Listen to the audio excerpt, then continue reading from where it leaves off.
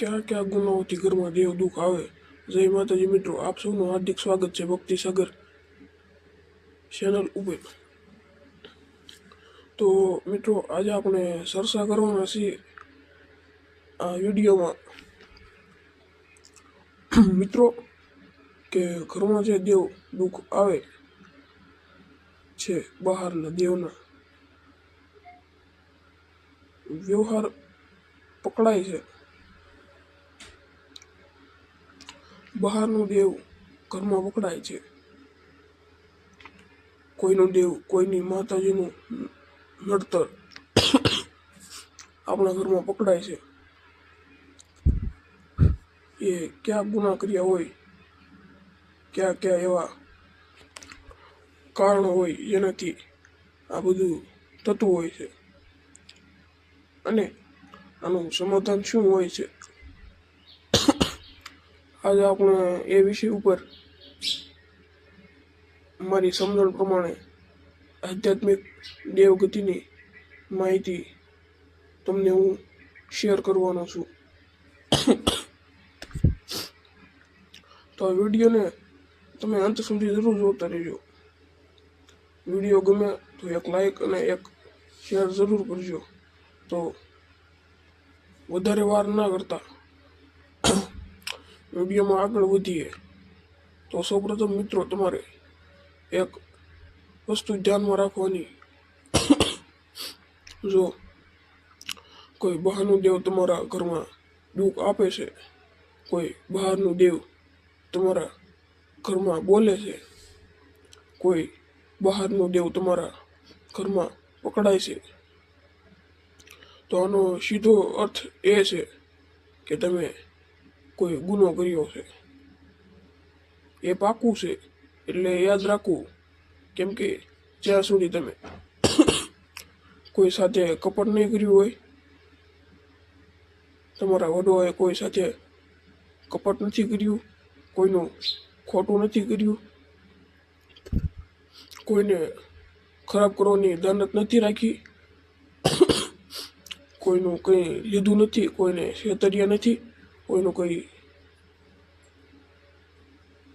પડાવી નથી લીધું.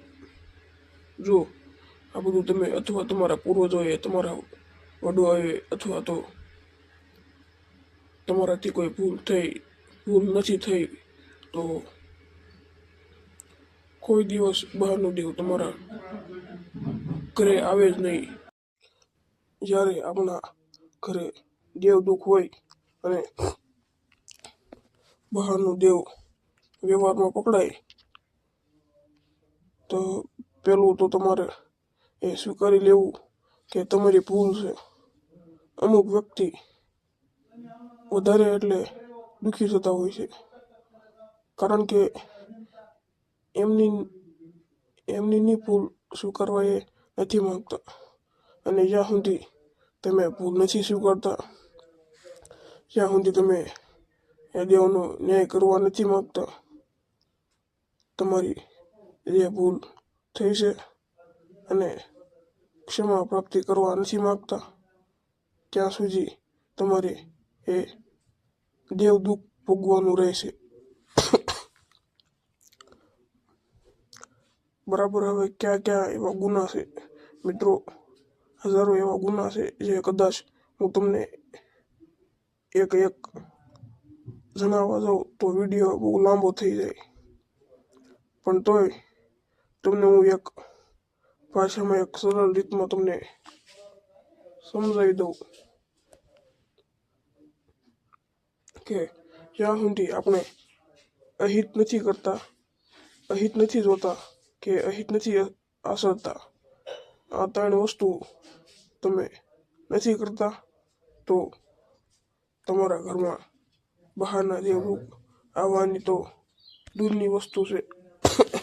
પણ અમુક નથી કહેતા કે અમારા ઉપર કંઈ કરાવી દીધું, અમારા ઉપર કાવતરું કરવામાં આવ્યું છે, અમારા ઉપર હેરાન કરવા માટે દેવ મોકલવામાં આવ્યું છે. આ વાતો બધી જ અસત્ય છે, કારણ કે જ્યાં સુધી તમારા કર્મ સારા છે, તમારી નિયત સારી છે, તમારી દ્રષ્ટિ સારી છે, તમારો ભાવ હૃદયમાં કરુણા છે, ત્યાં સુધી કોઈ પણ દેવ તમને વગર વાંકે હેરાન કરતું નથી.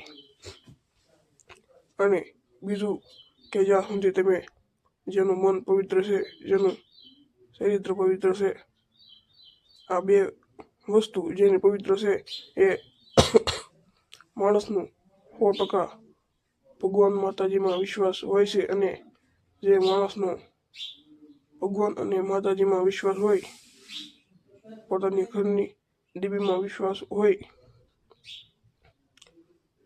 ઘરની માતામાં વિશ્વાસ હોય, જેના ઘરમાં એક ટાઈમનો ખાલી દીવો પણ બળતો હોય શ્રદ્ધાથી, તો એના ઘરે કોઈ પણ પ્રકારની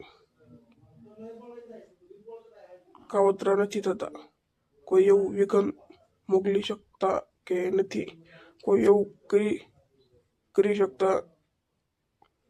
એટલે આ બધું અસત્ય છે.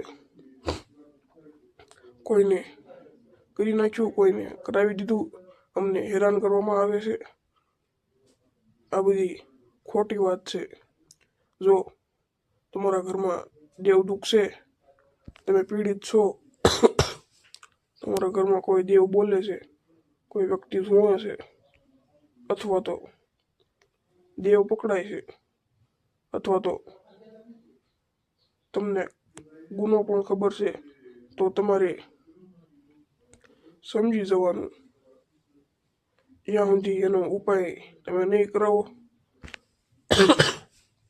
હૃદયથી માફી નહીં માંગો, અને જે પણ તમે કર્યું છે એનો ભોગવટો આપવા તૈયાર નહીં થાવ, ત્યાં સુધી વર્ષોના વર્ષો વીતી જશે, પણ તમારા દુઃખનો અંત આવશે નહીં. આ વાત તમારા મનમાં ગૂંથી લેવાની છે. કોઈની જમીન પડાવી છેતરીને તો તમારે જમીન આપવી પડશે, અને એ દેવ કે એવી રીતે માફી પણ માંગવી પડશે. કોઈના રૂપિયા લઈ લીધા છેતરીને તો રૂપિયા તો આપવા જ પડશે, અને ગુનાના જે પણ દેવ સજા ઠેરાવશે એ તમારે ભોગવવી પડશે. કોઈ ગરીબ, કોઈ જેને કહેવાય કે જેનો કોઈ આધાર નથી, એવા કોઈ વ્યક્તિને, કોઈ ભોળા વ્યક્તિને છેતરે છે, આ બધું કુકર્મ તમે કર્યા છે, તમારે ભોગવ્યા વગર છુટકારો નથી. અને આવા કર્મમાં તમારે ઘરે દેવ આવ્યું છે તો એ ન્યાય વગર વળવાનું નથી. તમે ગમે તેટલા રૂપિયા વેરી નાખો, ગમે તેવા ભૂવો બોલાવી દો, ગમે તેટલા સમજણવાળા પણ જ્યાં સુધી તમે તમારી ભૂલ નથી સ્વીકારતા, તમે એ ક્ષમા પ્રાપ્તિ માટે તૈયાર નથી, ત્યાં સુધી ગમે તેવા ભૂવા બોલાવી લો, પણ આનું કોઈ સમાધાન નથી. આનું સમાધાન છે અંદરથી, હૃદયથી પહેલા તો ભૂલ સ્વીકારવી, અને ભૂલ સ્વીકારીને જે ગુનો, જે દંડ દેવ ઠેરાવે, દેવને રાજી કરીને મોકલો, ત્યારે તમે એ ગુનામાંથી, એ દેવ દુઃખમાંથી બહાર નીકળી શકો છો. અને તમારે કોઈ આ વિષય ઉપર સચોટ માર્ગદર્શન જોવે છે તો આ વિડીયોને લાઈક કરી, કોમેન્ટમાં જય માતાજી લખી અને એક શેર કરીને નેક્સ્ટ પાર્ટ એવું કોમેન્ટમાં લખી દેજો. તો આગળના વિડીયોમાં આ વિષય ઉપર આપણે સમાધાન પણ લાવીશું. તો ચાલો મિત્રો, આ વિડીયોમાં આટલું. વિડીયો ગમ્યો હોય તો એક લાઈક, શેર અને ચેનલને સબસ્ક્રાઈબ કરવાનું ભૂલતા નહીં. મળીએ નવા વિડીયો સાથે. ત્યાં સુધી જય માતાજી, જય મેલડીમાં, હર હર મહાદેવ.